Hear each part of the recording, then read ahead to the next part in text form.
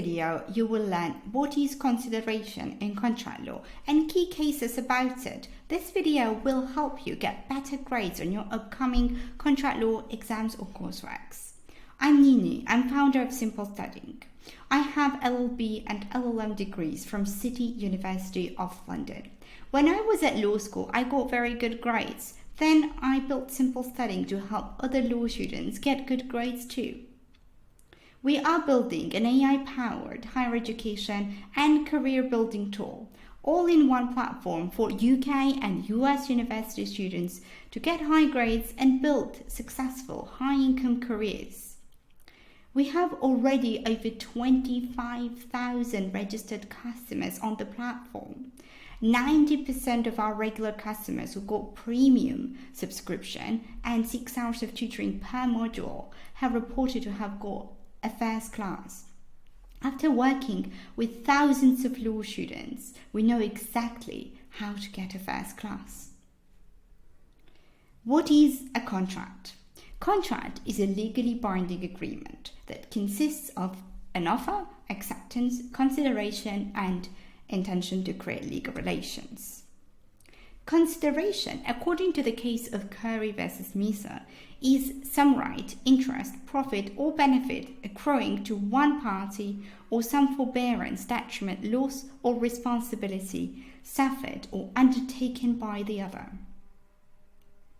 In the case of Thomas versus Thomas, it was argued that consideration must be a benefit to the promisor or a detriment to the promisee. Anything that promisor asks for in return for his promise is consideration. It can be money or something else. It does not have to be of economic value. According to the case of Re Mercado, past consideration is not a good consideration.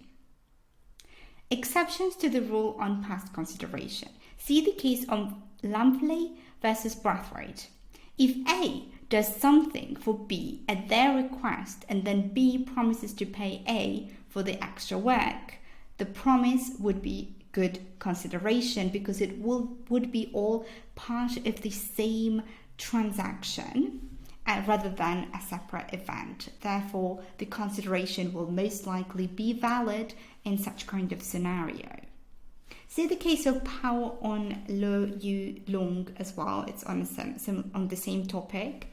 Past consideration will be good consideration in the following circumstances. First, the past act was done at the promisor's request. Second, the parties clearly understood that the act was to be paid. And finally, the promise would have been legally enforceable if it was made in advance. So the only problem is that the promise was made later when it should have been made earlier. Otherwise, it would have been enforceable. Consideration must move from the promisee. A third party cannot provide a valid consideration. See the case of Tweddle versus Atkinson for this. This is the citation, the case you should cite for this principle. When promisor promises something to the promisee, the person who receives the promise, should be the one who suffers detriment, who provides consideration. Consideration must be sufficient but not adequate. See the case of Bainbridge versus Firmstone.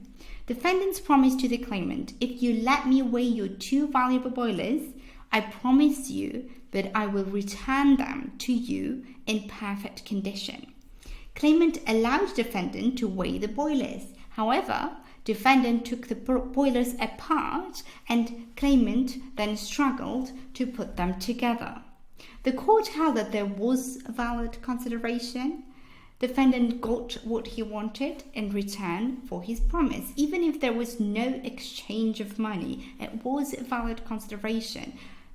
Yes, it's true that the benefit of weighing boilers did not really have any market value, any economic value, but that did not matter because it was a benefit to the defendant and he got what he wanted. Therefore, it was enough for consideration. Adequacy, no economic value required. In the case of Chappell versus Nestle, this is perfectly represented. Nestle offered to sell gramophone records of several recordings at a discounted price to anyone who could show 3 wrappers from their chocolate bars. The wrappers had no economic value, but the court held that it was a good consideration nevertheless. When consideration is not sufficient. So there are some cases in which consideration will not be enough. For example, consideration will be questionable when the act in question is a duty imposed by law, third party, or if it's a contractual duty. You can see the cases of Ward versus Barham, Shadwell versus Shadwell, Stilk versus Merrick, and Williams versus Roffey. Those are the most important cases about this topic, and you should know these cases. You can read the case summaries of these cases on Simple Studying. Duty imposed by law, Ward versus Barham. By promising to ensure the child was well looked after and happy, a mother had gone beyond her existing legal duty. Therefore, consideration was valid. So the mother, who was just looking after her child, was held that she provided a valid consideration just by looking after her child, because she ensured that the child was well looked after and happy as promised, and that was a good consideration.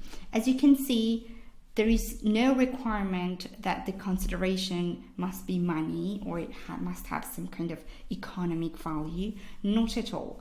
But it must be some kind of detriment, something that the promisee gives in return, in exchange to the promise. Because the law, English law at least, does not enforce free promises. A free promise that did not receive anything in return, does not have the reciprocity element, will not be enforceable in English law.